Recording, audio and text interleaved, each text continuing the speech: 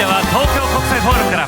まずは布施明さんで「君はバラより美しい」。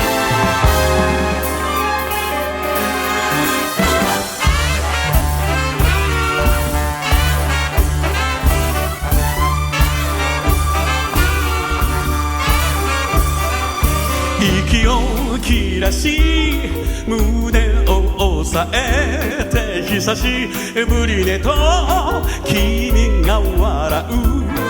バカだねそんなに急ぐなんて。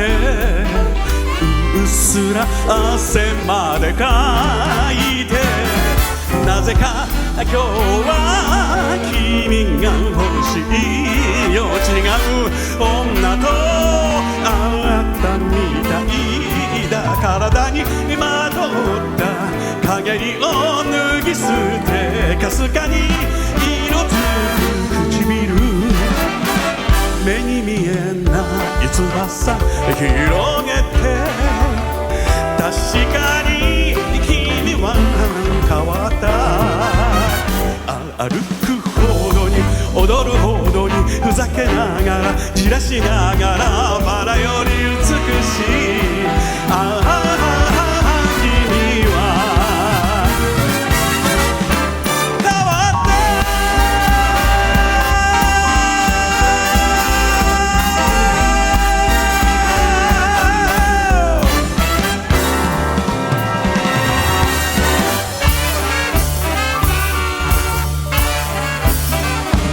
愛の日々と呼べるほどには心は何も知っていない。いつでも抱きしめ急ぐばかり。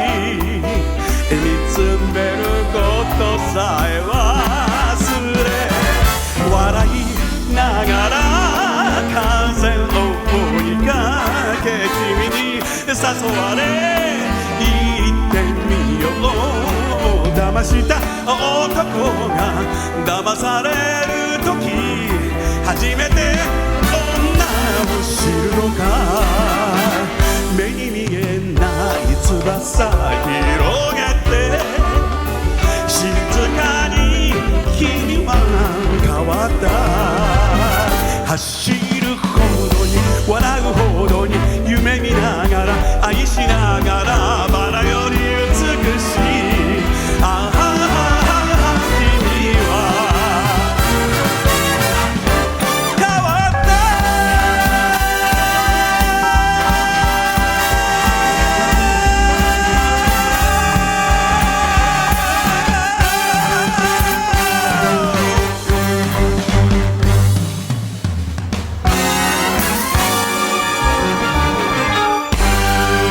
布施明さんありがとうございました。